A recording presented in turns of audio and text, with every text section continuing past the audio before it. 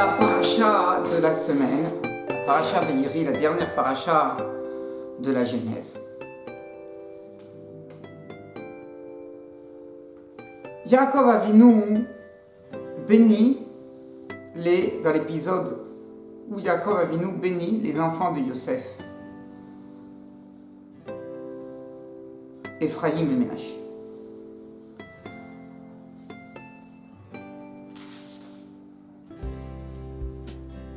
La Torah nous raconte au début de cet épisode, Ve'enei Israël kavdu mizoken. Les yeux d'Israël, ils étaient lourds à cause de la vieillesse. Lo yuchal lichot, ils ne voyaient pas. Vayagesh otam. Alors Yosef, il a amené ses enfants, Ephraïm et Ménaché, à Yaakov, il les a embrassés, il les a attrapés. Vayishlar Israël, et Israël, encore Avinu, il a mis sa main droite, Vayeshet al rosh Ephraïm, et il a mis sur la tête d'Ephraïm. Veuatzaïr, et c'était le plus jeune.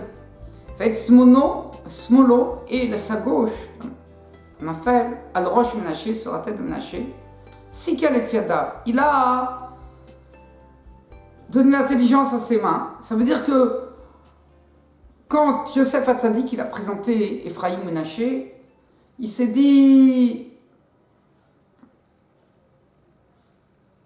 je veux que Yaakov Avinu il mette sa main droite sur la tête de l'aîné, Ménaché. Donc il est à la droite de Yaakov, il l'a mis donc à la gauche, à sa gauche, de telle manière que Yaakov Avinu mette la main directement sur la tête de Ménaché. La même chose, Ephraïm il l'a mis à sa droite, de telle manière qu'il soit à la gauche de Yaakov Avinu. Yaakov Avinu il a inversé, il a mis sa droite sur la gauche, comme ça, et comme ça il a béni Ephraïm et Ménaché. Alors, le verset nous raconte, Vayar Yosef, il a vu Yosef qui yachit aviv yad yomino al rosh Ephraïm, que son père il a mis sa main droite sur la tête d'Ephraïm. Vayeramena, ça lui a déplu. Vayitmor yad aviv, il a soulevé la main de son père, la sirota, pour la retirer de la tête d'Ephraïm et l'a placée sur la tête de Ménaché. Parce que Ménaché il mérite la bracha. Il est le premier-né. Yomer Yosef, quand il a vu que Yaakov Avinu ne se laissait pas faire, Yomer Yosef el aviv, loken avi, pas assez mon père, qui zaberor, car c'est lui le premier-né, c'est lui l'aîné, sim yominra de rocho, mets ta main droite sur sa tête. Yomer aviv, et Yaakov Avinu, il a refusé. Vayomer Yadati Beni Yadati, je sais mon fils, je sais. Gamou il est là, oui, il sera aussi un peuple important, une tribu importante dans le clan d'Israël. Gamou Yigdal, lui aussi, il aura son importance dans le clan d'Israël. Oulam arrive à Katan, mais son petit frère, Ephraïm, Yigdal Mimenu, il aura une importance plus importante dans le clan d'Israël. Vezaro Yemelo Agoyim, et sa descendance, elle remplira les nations.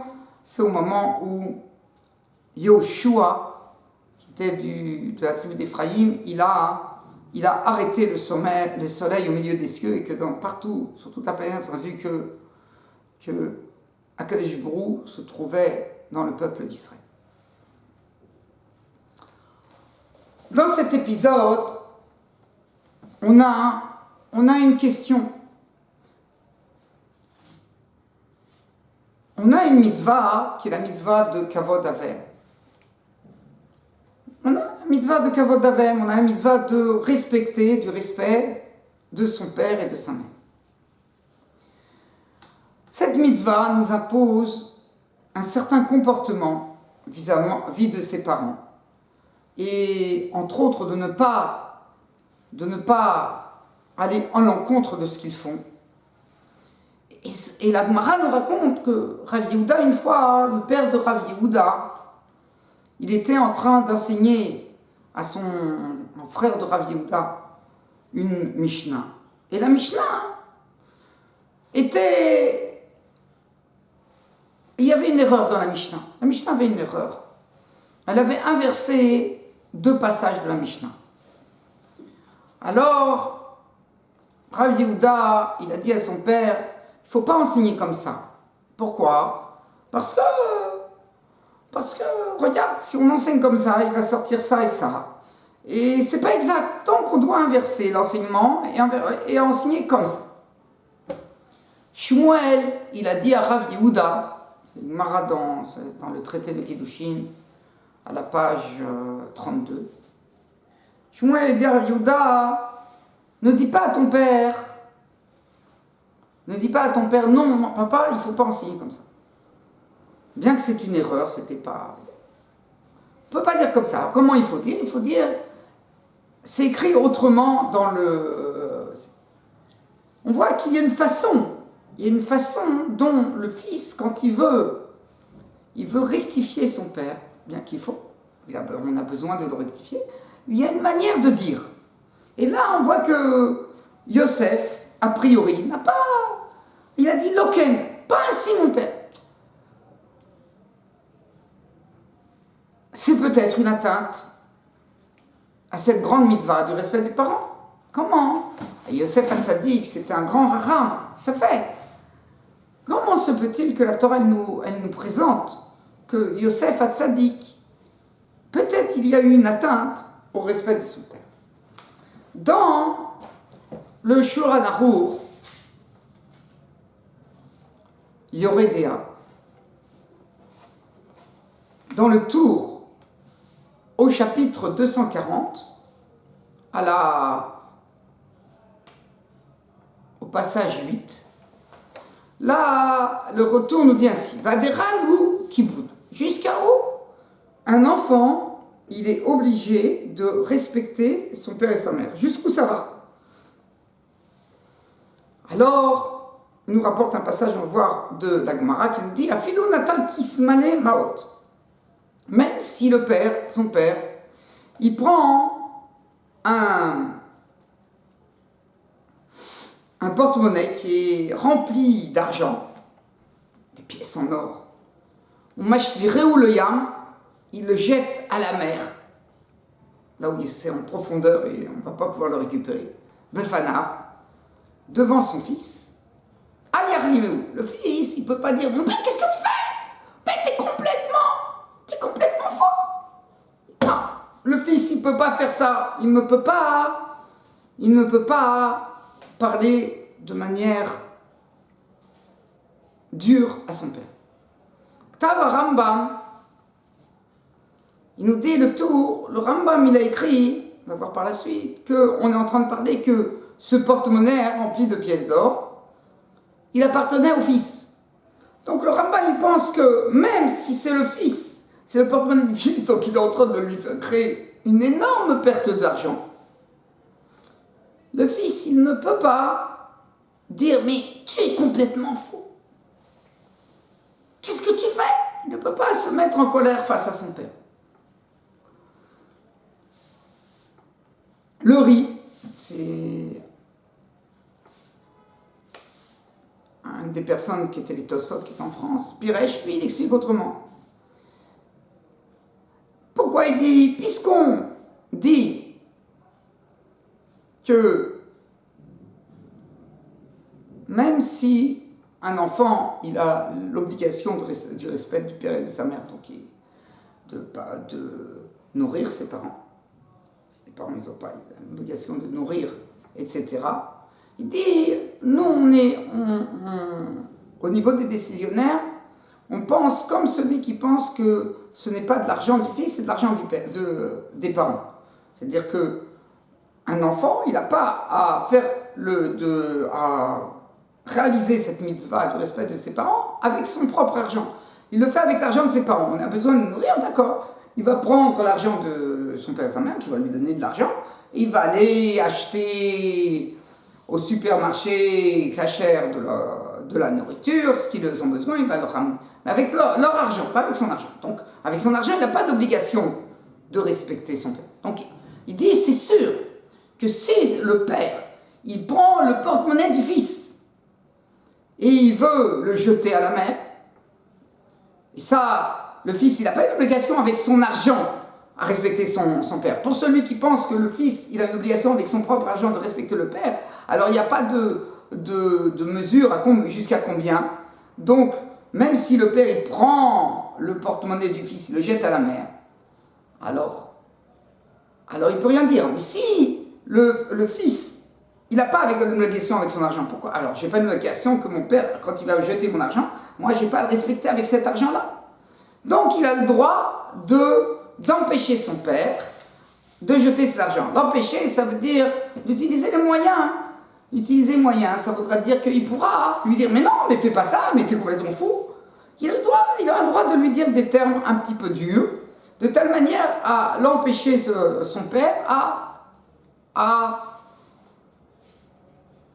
perdre, à lui créer une perte d'argent à son fils, à lui. Et ici, quand la Gemara, elle a dit que le fils, il n'aura pas à parler durement à son père si il jette le porte-monnaie à la mer, on est en train de parler du porte-monnaie du papa. Et donc, il ne pourra pas lui parler durement, de telle manière à l'empêcher à jeter cet argent à la mer. On se dit, bon, c'est normal. Quel rapport entre le porte-monnaie de son père et lui? Quel rapport? Pourquoi il voudrait l'empêcher? Qu'est-ce qui lui est monté à la tête? Pourquoi il voudrait l'empêcher? Et non, parce que comme cet enfant-là, il va hériter de son père, donc cet argent lui serait revenu. Donc il dit, s'il est en train de perdre de l'argent, qui va revenir dans l'héritage. Et donc, dans le futur, je vais avoir une perte d'argent. C'est une grosse somme, une très grosse somme.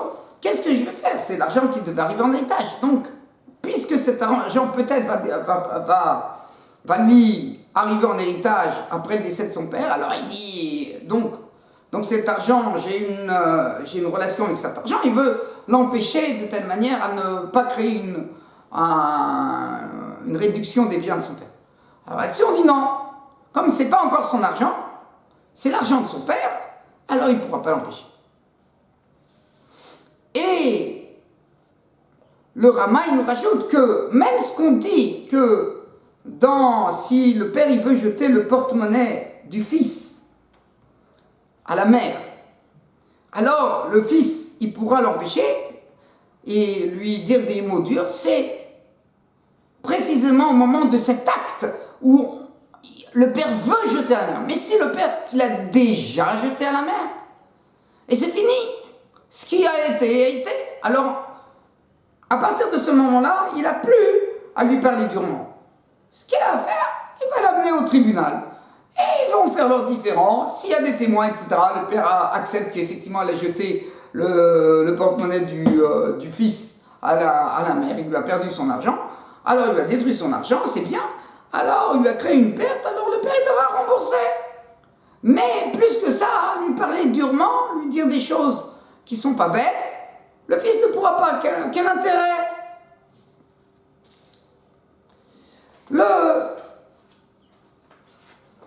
Le Beth Yosef, il nous dit, donc il nous présente cette Gemara. Cette Gemara dans la Maseret Kiddushin, où on a posé la question, c'est à la page 32. Là, les élèves de Rabbi Eliezer, ils ont posé la question à Rabbi Eliezer,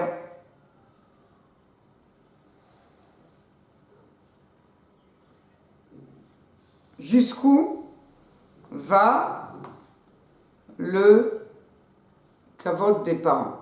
Attendez.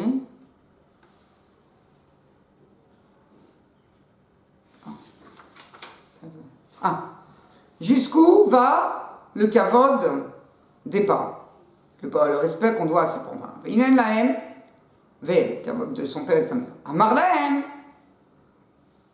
il leur a dit que dès Shiyitol Arnaki Vizrikenu le Yam, Befana, Feino Marnimo. Il le jette devant lui à la mer, il prend son porte-monnaie, il les jette devant lui à la mer et il ne va pas dire des choses pas belles. Donc on dit Amart, Michala, si tu dis que la mitzvah du respect c'est du père, en quoi ça le concerne? Il dit parce qu'il allait l'hériter. Alors, en fait, on aurait pu dire, un peu différemment que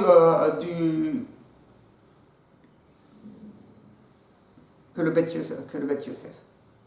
On aurait pu dire un petit peu différemment de ce que je vous ai expliqué jusqu'à maintenant. On aurait pu dire que le tour aussi, qu'il s'agit qu'il a déjà jeté. Au moment où il veut jeter, peut-être on peut l'empêcher, même si c'est un âge. Mais quand il a déjà jeté, alors il est en colère. Mais puisque maintenant il n'y a plus aucune conséquence au fait qu'il va empêcher son père de jeter, alors il n'a plus le droit. Il n'a plus le droit de lui dire des choses pas belles. Comme ça, on aurait pu dire que c'est par la suite. Pourquoi nos décisionnaires, ils ont préféré expliquer cette mara qu'on est en train de parler que c'est même au moment où il veut jeter que j'ai pas le droit de dire des choses pas belles pour empêcher mon père ou ma mère de faire un acte qui va faire une perte d'argent. Alors il faut peut-être dire que c'est évident que si c'est après, si on est en train de parler d'après l'acte où il y a déjà eu cet acte où l'argent il a été mis à la poubelle, alors c'est ce qui a été et maintenant c'est passé. Donc pourquoi j'aurais eu un droit? Pourquoi j'aurais un droit? C'est évident que j'ai pas le droit à partir de ce moment-là d'être en colère. Ah, c'est vrai que c'est naturel. C'est naturel. On a vu une personne comme ça, un acte pareil. Si c'est quelqu'un d'autre, on va dire mais c'est fou, t'es complètement fou. Qu'est-ce que tu fais? Mais quand c'est les parents, on comprend. Il y a le respect des parents, on ne peut plus dire. De manière quel intérêt? Alors. Il faut dire que quand ils ont posé les élèves à Rabbi Eliezer, jusqu'où va le respect qu'on doit aux parents, et qu'il a répondu jusqu'au moment, même s'il jette, donc c'est au moment où il jette que là on comprend, c'est pas une folie si je vais l'empêcher, c'est normal que je vais l'empêcher. Non, attention, fais attention comment tu fais, avec délicatesse. Voilà. Maintenant, le Bet Yosef, il dit que le Rambam, on a vu, comme ça a été le tour, que le Rambam, lui, pense que même si c'est le fils qui jette le porte-monnaie, que le père jette le porte-monnaie de son fils à la mer, même là, le fils, il doit se taire. Il doit agir avec délicatesse. Alors il dit, c'est difficile. Puisque le Rambam, il pense comme tout le monde que la mitzvah du respect des parents, elle ne se fait qu'avec l'argent des parents et pas avec l'argent du fils. Donc le fils n'a aucune mitzvah de perdre de l'argent ou de donner de l'argent, de son propre argent. Alors s'il en a beaucoup et que les parents ils n'ont pas d'argent, alors c'est sûr qu'il a une mitzvah par rapport à son père de le nourrir. Mais si par exemple le fils il est obligé d'arrêter son travail pour aller s'occuper de ses parents, alors il n'a pas de quoi vivre, alors non, on ne l'oblige pas. Alors, et qu'ensuite il va faire la tzedaka pour lui-même. On dit, on ne l'oblige pas une chose. Alors on ne comprend pas pourquoi le Rambam il dit que quand le père il prend le porte-monnaie du fils, il le met à la mer, alors le fils doit gérer la catesse, il doit se taire. Il peut pas dire des choses pas belles à ses parents. Au moment d'un acte pareil. Alors il dit, même s'il arrive pareil, alors il nous dit le Bet Yosef, il nous dit tout ce qu'on a dit que le fils, le respect qu'il doit à son père et à sa mère, c'est avec l'argent des parents, et pas avec son propre argent, ça, hein, c'est le moment où il doit faire quelque chose de positif. Mais ici, c'est un acte négatif, c'est ne pas venir dire des choses contre ses parents, ne pas venir faire une souffrance à ses parents. Ah, ça c'est même si le fils il doit perdre tout son argent pour ne pas faire souffrir son père, alors il doit perdre tout son argent et pas faire souffrir son père. Comme ça, il veut expliquer. Et il dit que c'est un ran.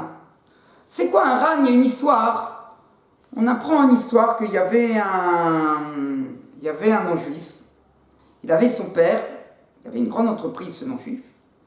Et il avait des pierres précieuses. Et la clé de son coffre, elle était sous le coussin de son père, et son père il dormait. Il s'appelait,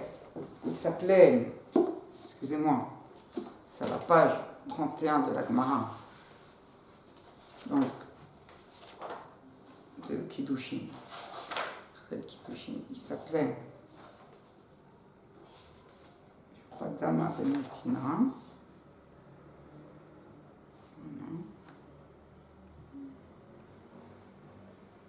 Dama Ben-Netina. Il s'appelait Dama, fils de Netina. Et il était très riche, il avait les clés de son coffre a été sautées et son père il dormait. On est venu lui demander faire une très grosse affaire, acheter une pierre précieuse qui valait énormément d'argent. 1 million.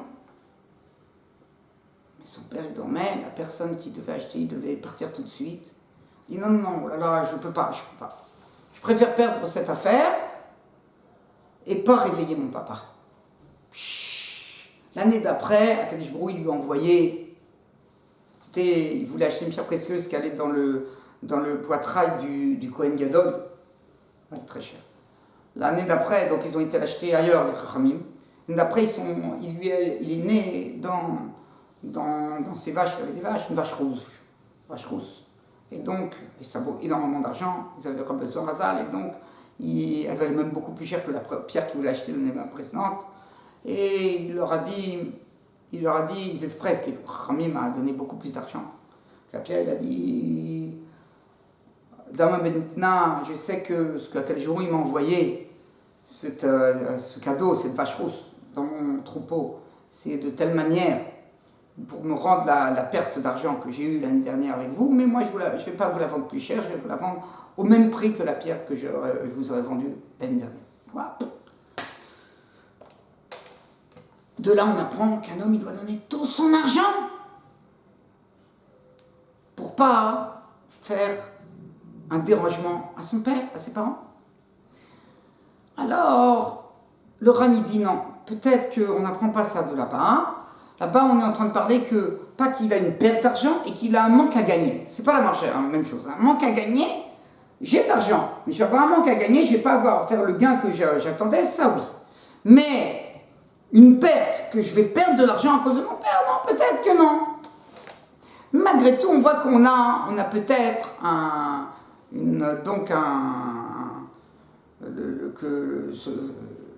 le principe qu'on a dit au nom du Rambam, que peut-être on doit perdre tout son argent et pas faire un dérangement à son père, à sa mère, alors on l'apprendrait de cette part.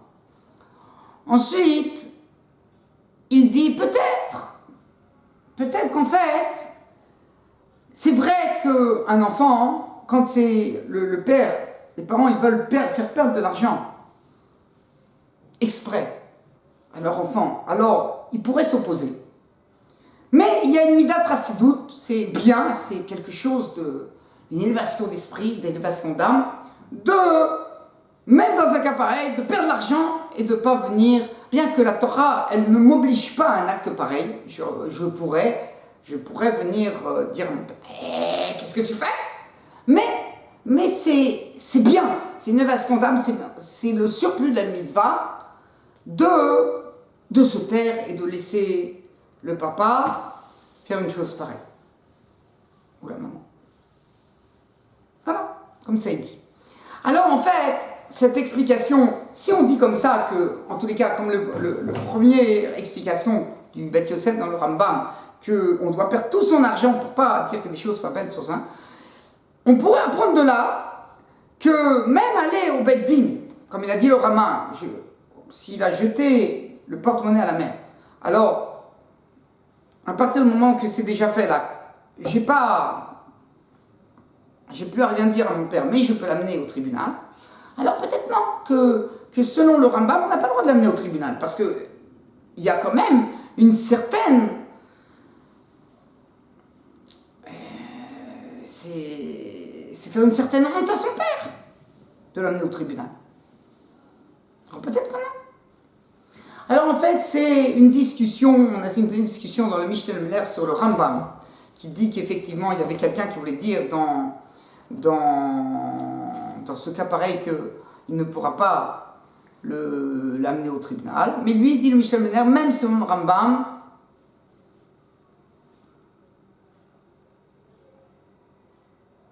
il pense pas comme ça. Il dit pourquoi? Parce que certainement il pense que l'amener au tribunal, c'est pas une honte. Pas une honte. Le père, il le rentre tout seul. Moi, j'ai rien fait. Simplement, je t'ai convoqué au tribunal pour parler, pour régler un différend entre nous. Ça arrive qu'il y ait des différends entre père et fils dans des problèmes d'argent. C'est vrai que si jamais tu fais quelque chose, je peux pas dire des choses pas belles, mais on peut venir s'expliquer au tribunal pour savoir où est la vérité, que mon père, il me restitue ce qui me revient de droit. Il n'y a pas de honte dans ça. Comme ça, il pense Michel Minard. C'est une discussion. Il y a deux avis.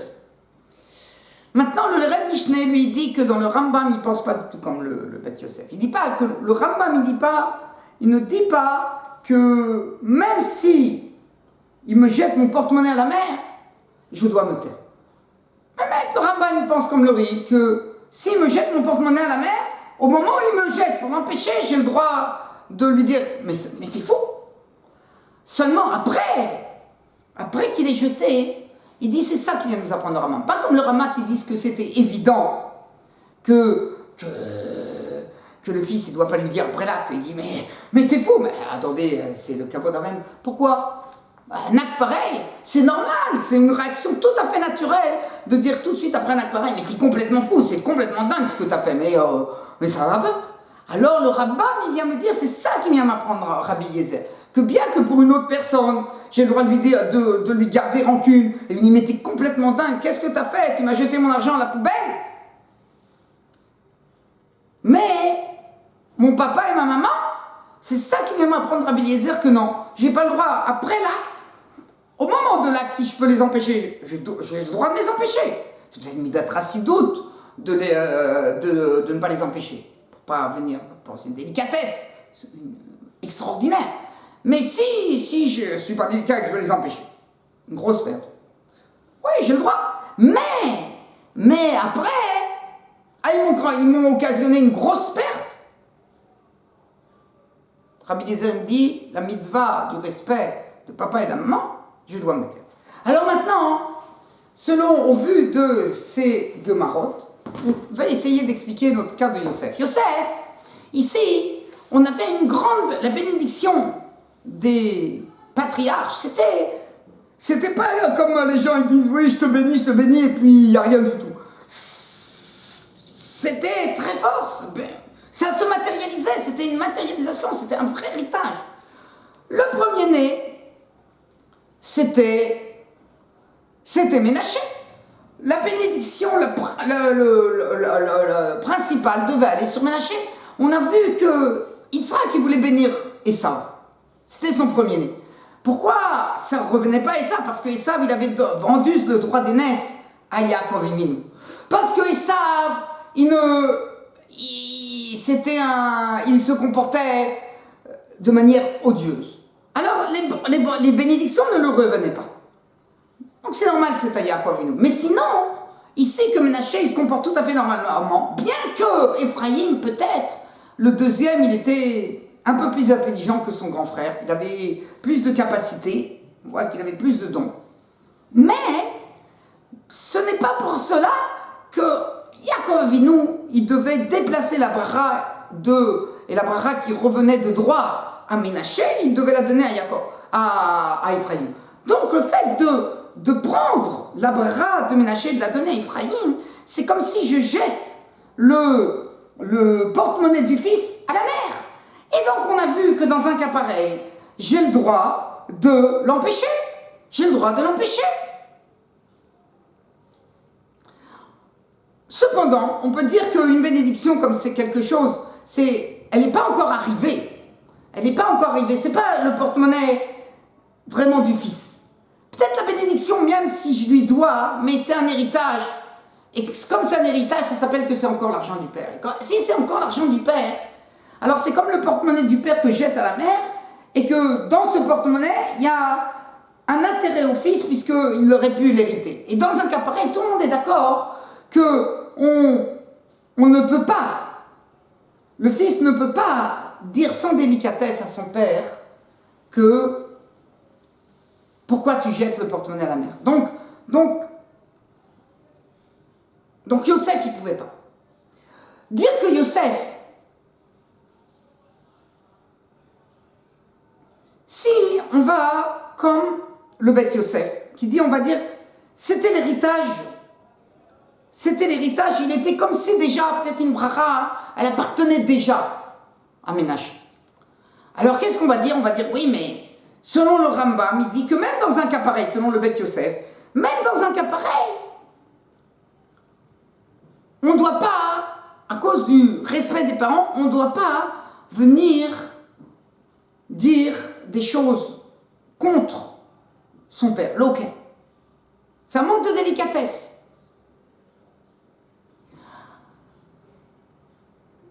Même dans ce cas, mais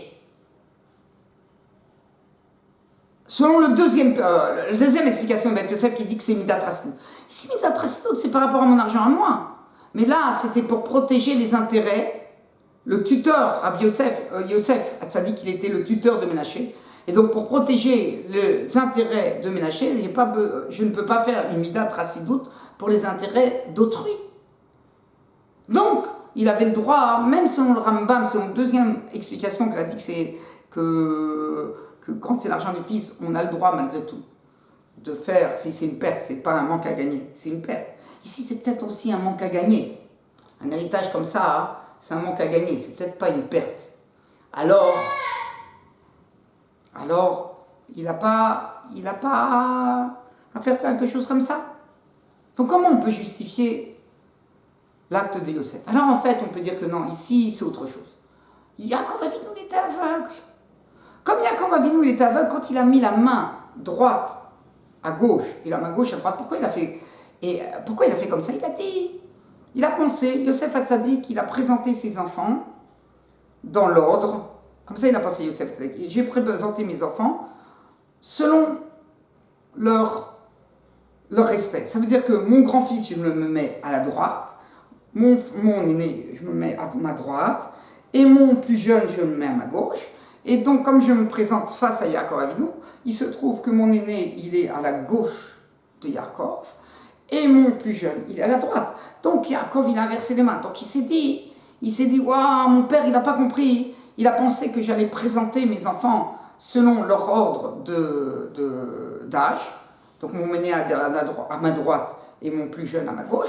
Et donc, c'est pour ça qu'il a changé la place de ses mains. Il n'a pas compris que moi, j'ai pas voulu le déranger. Et donc, j'ai inversé l'ordre. Et j'ai mis mon aîné pour une fois à la gauche et mon plus jeune à ma droite pour justement respecter mon père, que mon père, il ait moins d'efforts à fournir. Donc, il s'est dit, puisque mon père ne voit pas et donc il s'est trompé dans mon intention et c'est pas quelque chose, ça va pas contre l'intelligence de mon père, contre une réflexion de mon père, ça va que simplement que mon père, il voit pas, il est aveugle. Dans un cas pareil, et il faut vite rectifier l'erreur. Alors mon père lui-même, il veut que je lui dise très très rapidement, le plus rapidement possible. Mon père, c'est pas comme ça, c'est différemment. Donc dans un cas pareil, il n'y a pas de problème à rectifier son père quand l'erreur, c'est une erreur qui n'est pas une erreur comme l'erreur avec Rav Yehuda, avec son père, il aurait dû, son père, comprendre qu'il y avait une erreur dans la Mishnah et que de venir rectifier son père, c'est dire quelque part, mon papa Et réfléchis un peu. Donc ça, c'est une atteinte au respect de mon père ou de ma mère. Mais si dans l'acte que je fais, que je rectifie mon père, il n'y a pas d'atteinte parce que mon père il ne pouvait pas savoir, alors ça, c'est peut-être permis. Shabbat Shalom Mevorah.